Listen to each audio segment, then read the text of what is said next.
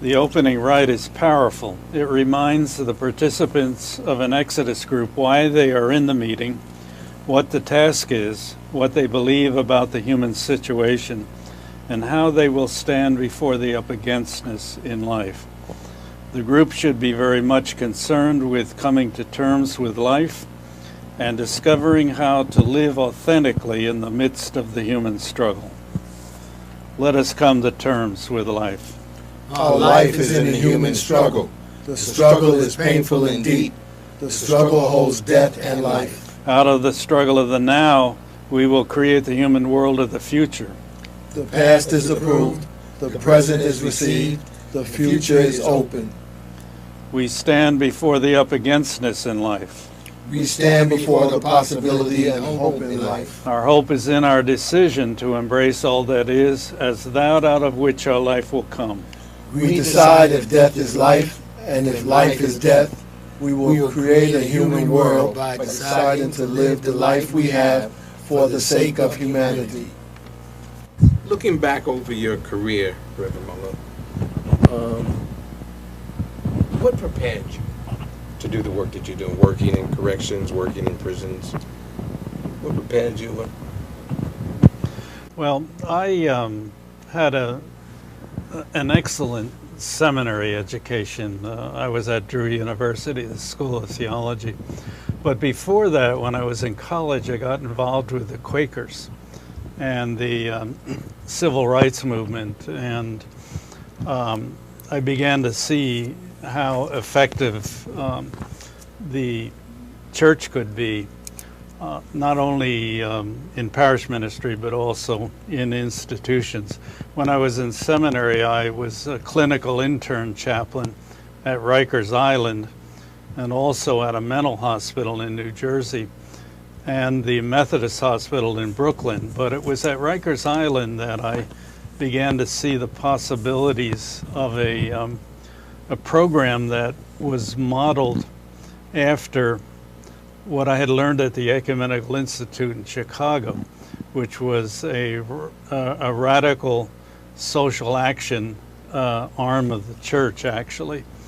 And that's where I got the cadre concept, the Exodus cadre concept, an intentional group that was focused on a specific area of concern or problem, where we measured, identified the problems, built solutions to them, and then went looking for the resources to implement the solution. And I had become chaplain at Greenhaven at that point, and actually my work as a chaplain actually started at Rikers Island, and I did have to have at least 10 years parish experience to be a certified chaplain. So I worked also when I was in parish ministry at a county jail in Rockland County. So I had involvement with the city prisons, the county jails, and then in 1967 I went to Greenhaven as a chaplain. Many of the people listening to you today, as we are in this audience, know who Reverend Muller, the chaplain, is. But tell us, share a little bit with us about who is Ed Muller the man? Well, that's a tough question. I would think that my ministry and work as a chaplain in a lot of ways defined who I am. I wanted to be on the cutting edge. What I'd learned in the 60s in the civil rights movement, I was able to implement and at Greenhaven. And I think, if I were to define myself, it would be to be committed to the things that are life-giving in any arena, and to work with people who want to be life givers. I remember that phrase, by the way, has caught on with the men over the years. I remember when Eddie Ellis was released, he called me up about 3 weeks later and he said, "Hey Rev, this is Eddie, just another life giver checking in." And I think, I would like to be thought of as a person who brings about life-giving change in a situation. And that's not an easy task when you work in prisons. Over the years, I've heard many of the men who have been exposed to your ministry refer to themselves and particularly events in their lives or moments as life-giving. Those special moments. You've referenced the 60 years. We've referenced it. What one or two events really come to your mind as you think about the 60 years, particularly in the state system, not so much at Rikers, but within the state system? Well, I think there are a number of things in my early experience at Greenhaven that are certainly memorable. I remember when we started the first college program, and the first man to leave Greenhaven and go on campus. And by the way, back then, we didn't know whether anyone in prison could do college work. I think at the time, there were only two prisoners in Greenhaven who had a college background. They both were medical doctors, and they were there for performing abortions when abortion was illegal. And so when we formed the first college class, both the employees at Greenhaven didn't think it would work, and most of the inmates didn't either.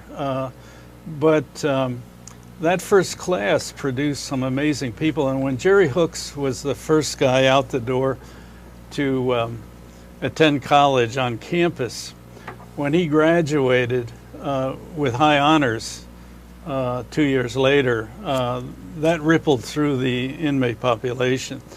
And then another member of that class a few years later ended up graduating from Yale Law School, was the first person to be admitted to the bar with a felony background.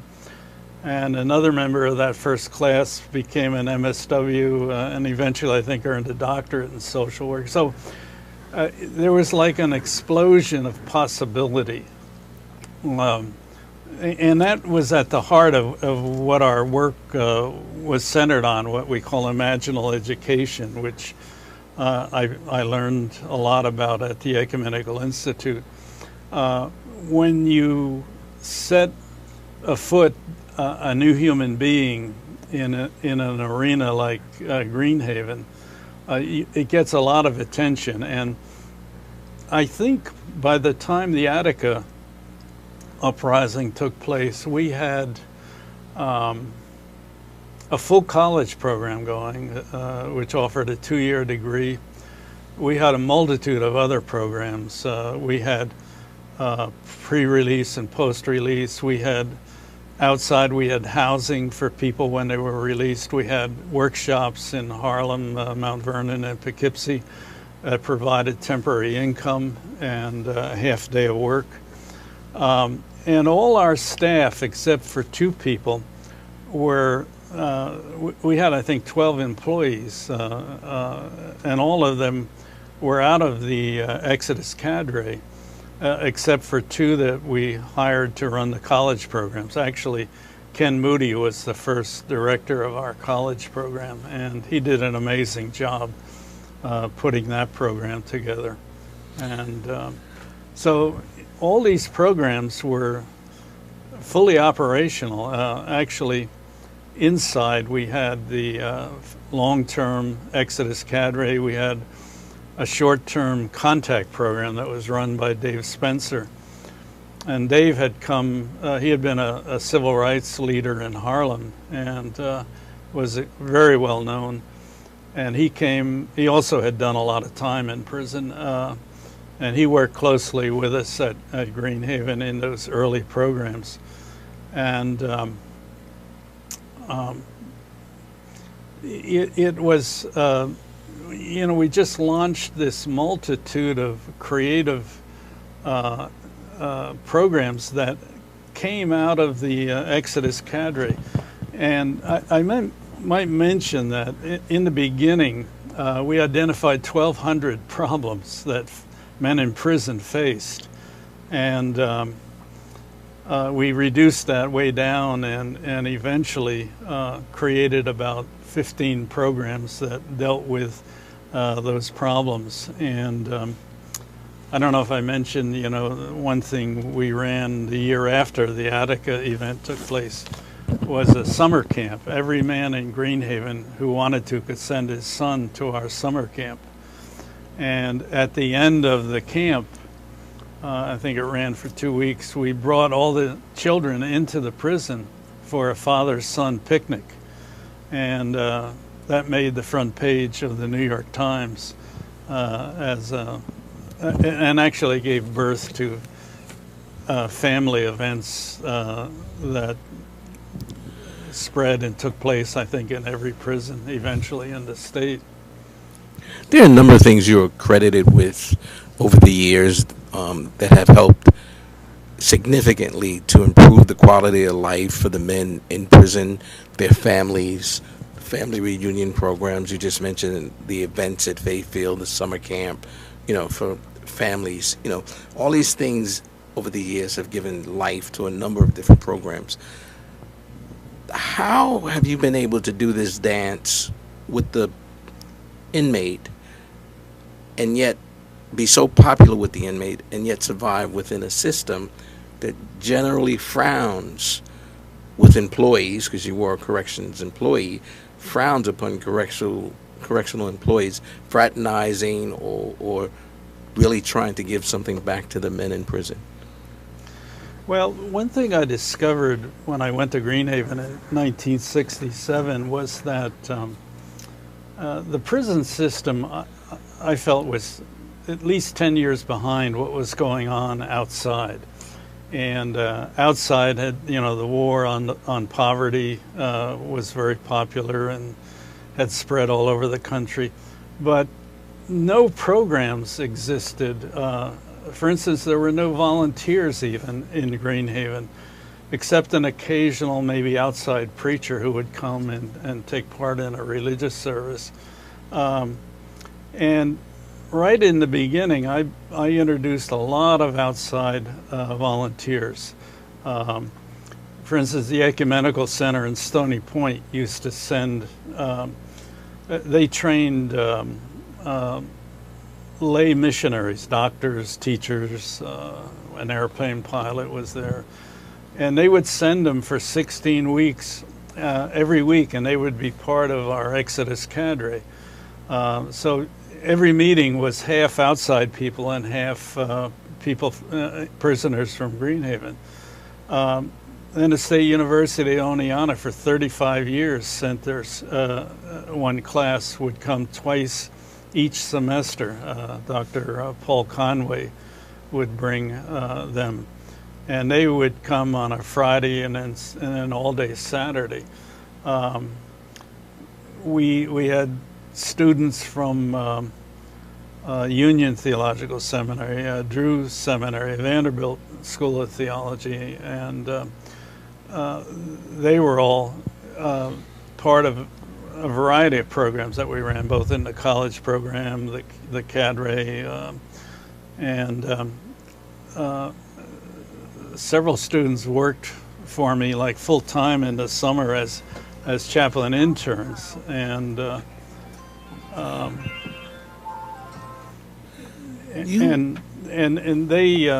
they brought a rich presence into our programs. Over the years, I mean, you speak of a rich presence. Over the years, you've brought some heavyweights. I mean, you've brought Bill Bradley in, Senator Bradley. You brought him in. You brought the author Claude Brown. You've brought Paul Simon. Paul Simon actually writes a play about one of the men in your program. Speak to that, if you would. The people you brought in and the impact that you had on their life. Well, it was a constant flow of people. There were a large number of theologians. Pablo Richard from Chile, a liberation theologian in Central America. There was Richard Shaw, who had written over 40 books. He was a liberation theologian in Brazil, and he also was professor of ecumenical theology at Princeton. Dorothy Sola from Union Seminary. I mean, there were a whole. Actually, Bill Weber came in those early days, also. And then I think there probably were. I used to run clergy seminars. There probably were at least 200 clergy that came in for those seminars that we ran. Actually. Henry Nouwen, Father Nouwen, was at Yale at the time, and he would bring his class. Now, he's the author of the book Wounded Healer. The Wounded Healer, yeah. Okay. You mentioned Bill Weber, and many of us in the audience today know whom Bill Weber was. Tell us a little bit about your working with Bill Weber and how that led to New York Theological Seminary's master's program in Sing Sing.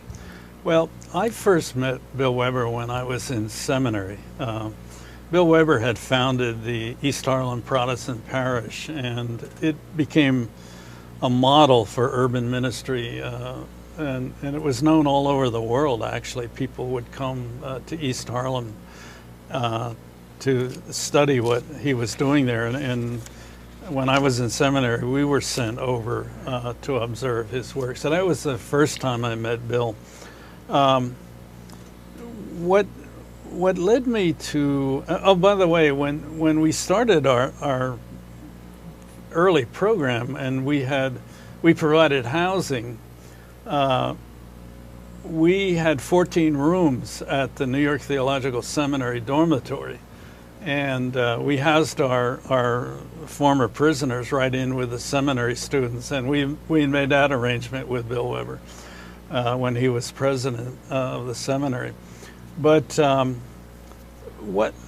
probably in the mid-70s, I organized a contemporary theology seminar at the prison, and there were outside seminary students involved with it, and also the men in Greenhaven. And what I discovered was that the men in Greenhaven could do theology just as good, and sometimes even better than the seminary students, because the men in Greenhaven had more life experience. And that idea led to my wanting to have a seminary class in the prison. And what I originally wanted was a class where outside seminary students could take a class with the men at Greenhaven, and they both would get credit. But the department would not allow that. So that's when I went down to talk to Bill at the seminary. And what I had in mind was the certificate in ministry program. I didn't even know the Master of Professional Studies degree existed. But when I met with Bill, he said, let's do a master's degree, not just the certificate program. And I think that was a huge step in the right direction. And that program was supposed to originally be at Greenhaven, but the seminary faculty didn't want to travel that far, so we put the program at Sing Sing, which probably was a much better move because of Sing Sing's fame. And but it's interesting. Bill used to one time referred to me as his mentor. I said, mentor? I said, when I was a student in seminary, Bill, you were a legend. And, Ed, I think it's fair to say that at this stage, you're the legend here. And where do you see, Exodus, the cadre, some of the things, the avenues of hope that you're doing with long-termers and lifers, all of these programs, where would you like to see the legacy of what you've initiated, what you've started, what you've built, and what has become your life work? Well, I've been pondering that this past year, and I'm not sure I have any answers yet. I mean, one thought I had was, now that this is our 50th year, uh, maybe declare this as a period of time that has come to an end, and we now face a new beginning, a second phase. Um, I firmly believe the reason we're still so effective, first of all, it's the concept of the program built on imaginal education. But I think we're still coasting from those early programs. We launched the first college program. We're involved with the development of the seminary program. We have always dealt from the very beginning primarily with lifers and long-term people who almost by nature become the leaders. And the other thing is we've unearthed a creative edge that was there, that was, we kind of created avenues and opportunities where that could come to fruition, where people could find their potential and move in a whole new direction. I've been asking the men in the Exodus program what it was that has worked for them, and we're still trying to find those answers. I think we know what we've done has worked, it has been effective. I'm not sure we know why. I've heard, or I've seen many of the men who have come through being exposed to you. I don't want to use the word your programs, but they've been exposed to you, the man. And along the way, the opening rites, the closing rites are still, you can go so many places and people will say the past is approved, the present is received, the future is open. And that's embraced, that becomes embodied in people's lives. And the question around a biblical foundation for your work, for Exodus, would it be fair to say that comes out of the Exodus journey, the bondage, the wilderness, and the promised land? Well, there are a number of scripture references that have been foundational for me, and I think for the Exodus program. Yeah, the Egypt wilderness and promised land, we've used that for many years now. Egypt is the experience of oppression, of bondage. The wilderness is the experience of wandering, and Egypt is the prison experience. And when you're in a state of oppression, you lose your freedom, you become powerless, you become dependent on whatever Pharaoh decides. He provides your food, your housing, he provides the meaning of your life, whether you like it or not. And for a lot of men in prison, the wilderness is the street. A certain distortion sets in. They look at the street as the promised land. If I can just get out of here, freedom is the final answer. But when they get out in the wilderness, they're no longer victims of oppression. They are wanderers. It's like Israel wandered 40 years in the wilderness, not because she didn't have a map. It was because she didn't know what she was about anymore. She didn't have a central purpose. Moses left Egypt actually as a cop killer. He was on the run. He was sent back to Egypt after a mountain experience as a liberator of his people, a wholly different posture and self-understanding. For us in Exodus, the Promised Land are, our contract where we set goals. If your life-giving goals are powerful enough, they will pull you out of bondage. They will pull you through the wilderness and give you a new meaning of life. And so that biblical reference is one thing.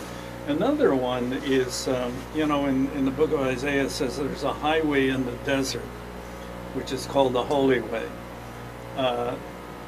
Many theologians believe that's a reference to the King's Highway that ran from Egypt to Jerusalem, or a highway that leads from death to life. And it's important for people in prison to believe that that highway is there, that there is a road that leads from death to life. That's for me, that's been an important biblical reference. Also, Ezekiel, can these bones live? Dry bones. Dry bones, yeah. I think the parable of the prodigal son is a good biblical story to study. Here's a young Jewish boy who takes his inheritance and squanders it. He ends up broke and in a pigsty. Now, for a young Jewish boy to end up in a pigsty fighting with the pigs for food, that's about hitting bottom as low as you can get. And what do you do when you hit bottom? Can you pick up your life and move in a new direction, and in a life-giving direction? I've had the luxury of knowing many men who have been in that pig pit, built their life up, and went to new horizons. And I think to a man, they would attribute a lot of that to your work, to what you've done, how you've intervened and crossed in their lives. I'm not going to ask you to name any man, but I would ask you, as you look back over the years, what you referenced some being lawyers and some being doctors. What's the miracle for you? What's worked for you? What's helped you continue in this work based upon what you've seen? Well, I think it's the amazing results we've had. Almost every program that we started has worked and worked in a very successful way. The early college program, the seminary program, the cadre program. Everything has probably worked better than we even anticipated when we conceived the ideas. I never forget when the way we got connected with William Vanderbilt and Helen Vanderbilt and Bill Bradley. One of our early men who happened to be one of my clerks was Napoleon Harris. And when he was released, he went to work in a street academy in Harlem. And he told Bill Vanderbilt what we were doing, and Bill Bradley, at Greenhaven, and the model that we had developed. So they came to Greenhaven and looked at our model, this array of programs that we had put together. And I can still remember Bill Vanderbilt's word. He looked at it and said, "Let's do it." And usually you create an idea and you say, "Boy, if only we could get some money, if only we could," you sit around complaining. And that was a shocking experience to have somebody say, "Let's do it," And he said, "I want, you people run it, and I'll raise the money." And he did, and we did. Dave Spencer and I, years later, we reflected back on everything we had created and done, and we decided we would not have done it any different if we could, because it seemed to work. And as you look back on it, any missteps, any mistakes?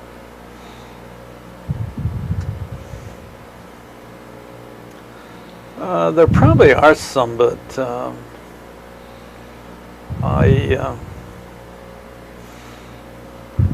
I can't think of any. Okay. Okay. Earlier on, I asked you about corrections itself, You know, you spent 4 or 5 decades as an employee of New York State Department of Corrections. I'm told there once was a conversation when they, prior to Attica, that someone said we should take Reverend Muller as a hostage. Yeah. And someone else in the group said, you better not take him as a hostage, you better hope he's on the negotiating team. How were you able to achieve that type of success with the population, as well as, again, I'll go back to the earlier question, make that dance with corrections? I do know enough about your ministry to know that correction officers and corrections administrators didn't give you a red carpet. You know, many of them, although they would be grateful for the work that you were doing and the peace that you kept in the facility and things like that, but, you know, they weren't necessarily your best friends either. How did you do that dance? Well, I probably did it accidentally. You know, years later I learned that I had really connected with a lot of power and didn't realize it. You know, William Vanderbilt had been governor of Rhode Island and knew Governor Rockefeller personally. And so we had that connection. Also, J. Edward Meyer was on our board. He was a key assemblyman. Actually, he and George Pataki shared an office when they both were in the assembly. And you know, of course, Bill Bradley was you know, just by his name was indicated, you know, a connectedness. And you know, we had all these programs that worked, and we had, you know, solid connections to people outside. So, and also there were people, you know, as the years rolled by and different people became commissioners and in the higher echelon, a lot of them had admired, you know, the work we were doing at Greenhaven, and they admired it quietly, but when they got in places of power, they continued to support us. And also, you know, that's a hard thing, you know, as I think back over the years. With the inmate population, in the early years, I fought against a lot of the brutality. I testified in court cases. And I know I always let it be known to the inmate population that I would never volunteer to testify, but if I'm subpoenaed, I would answer every question honestly. So that got me involved in some pretty big court cases, which worked out okay. And I can remember, as a result of fighting the brutality, you know, in my Sunday service, usually in the front row were the leaders of the Muslim community, and they came because they wanted to show their support. So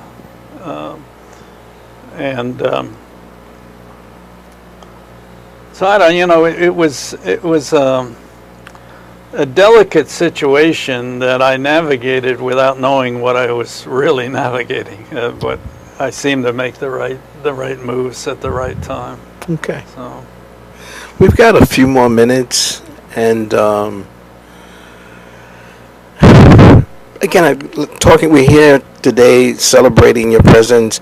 You know, that I'm aware of, you've received a number of awards. You've been given the National Chaplain of the Year Award with ACA and other organizations. You've done some great work, and I would be amiss to say that if I personally didn't benefit from the work that you've done. But as we begin to close this time together, what would you say to someone who is coming in today, starting a bid? What would you say to them if you had the opportunity?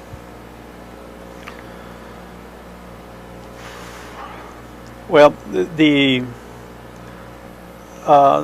main thing, and I think every individual might take different paths, but find your potential and look for, you know, the avenues of hope. I think it was Soren Kierkegaard and also William Sloane Coffin picked up on it because he wrote a book. Hope is the passion for the possible. And I think if people can find their potential, come to terms with their past, whatever crimes they've committed, people they've disappointed, I think they have to explore the power of forgiveness, not only seeking forgiveness, but being willing to forgive. That releases them from carrying a heavy burden. And explore, you know, also look for the pace setters, the people who have come to prison and grown tremendously while they're in prison, both spiritually and educationally and a lot of other ways. Most people have a lot more potential than they ever realized they had. And, you know, I think that's important in trying to come to terms with the whole prison experience. So I asked you, what would you do? What would you say to someone who was starting a bid? Taking that same context, what would you say to someone who was going to start out today as a prison chaplain? What would your advice be to them? Well, I think the number one thing would be to make sure that you always work on an interfaith basis. In other words, a ministry of inclusiveness. Whatever programs you run, make sure they're open. Don't form a narrow faith-based concept that reflects only your own background. You know, I happen to be United Methodist, but you know, if I were Pentecostal or born again fundamentalist, if you stick in those worlds, you lose about 2/3 of the inmate population. All my programs have always been inclusive. And New York Theological Seminary has been inclusive, which I think has been one of the rich characteristics of that program. I remember one guy who came back from that program said, you know, there were Protestants, Catholics, Jews, Muslims, Rastafarians, and he said even one atheist in his class, and they all grew together and in a sense of richness of the experience. The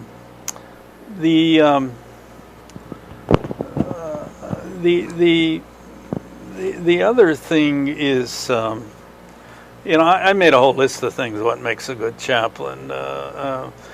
You know, one thing I mention is always do one thing more than you have to. You know, you know, if I had to call a man down to tell him his mother died, I would always say, who else? You know, I'd give him a phone call to a family member, and then I would always ask, who else would you like to talk to? And I would place a second call. If I remember one time on a Friday night, they asked me to let an inmate know that his mother had died, and the following Friday, when I was at Greenhaven, I walked up on the third tier all the way down to the last cell to visit him and ask him how the funeral went. And he followed me all the way back down the gallery and said, you know, nobody's ever shown any real care. And he said, I appreciate your coming to see how that funeral visit went. You know, the second mile principle, I think, doing more than you have to, doing something that moves you into the realm of a generous sense of caring. Speaking of going the second mile, is it true that you let an inmate call his family in China? Yeah, I did. Yeah. Yeah, that was quite an episode. There's a whole lot of second miles. Yeah, yeah. Oh, I could tell you a lot of second miles, you know. Okay. Uh, Then as we conclude, just a closing thought. What closing thought would you like to share with us today?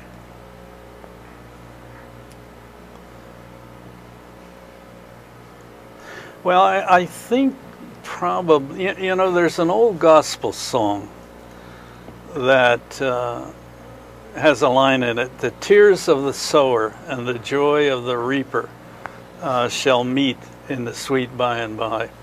I've been fortunate to be a sower and a reaper. I've seen the results of a lot of the work that I've done, and I think there's a lot we need to be thankful for. That's been the outcome and result of our Exodus program in particular, but of a lot of other programs. You know, the richness. We've created a richness that has come out of the prisons, and that's something I think to be very thankful for. And again, I'm thankful for your ministry. And I hope that you have many more years to continue your ministry and the work that you're doing. Thank you. For me, Exodus boils down to a search for one's potential. Whatever one's problem is, whatever one's come to prisons for, whatever his state was in the street. Sometimes we're in the street and we're very rich people, and we come to jail for flukes of all kinds, you know. But once you're in prison, it all boils down to how do I deal with a situation that I wasn't really, you know, prepared for. And that comes down to potential. And that's why everyone I know who went to Exodus, that's what their search was for. What can I find here that would help me deal with my life situation? You know? And that's for me what Exodus is all about. Finding one's potential. Finding one's potential means that I have to grit. Where do I go to find the answers to things that I can do? You know, most of us in prison have been denied, you know, all the things that make a person feel that he can come off or he can be the best at whatever he wants to achieve. Those things are not probably possible for most of the people who come to prison. Most of us find that in prison. I found that in prison. My potential, I found in prison. I found it right there at Exodus. I found the books. I found out where I can search. I found all that out. And now the rest was for me was to follow through with it. So that's for me. That's what the whole aim of the glory of Exodus is that those who are achieved in it, and I don't know anyone who's failed, you know, they found their potential. My name is John Ducksworth. When I think of Exodus, I think of it this way. I spent maybe 4 or 5 years with Exodus as part of my life during incarceration. However, after I was paroled, I've spent over 30 years living Exodus and embracing it, looking, whenever I've reached benchmarks in my life, personally, I've gone back to the contract. Whenever I've come up against obstacles in my life, there was a period in my life where I didn't think about dealing with those obstacles without reaching out to Ed Muller. Whenever I came over those times in my life, those periods in my life where I needed to do some deep theological reflection, I always went back to the book of Exodus and reread the journey, the bondage, the wilderness, and the promised land. So for me, Exodus is not just walking in the prison yard. Exodus is living over 30 years of life, paroled, outside, beyond corrections, and enjoying the things that I have done since my release. I continue to say to this day, my past is approved, my present is received, and my future is open.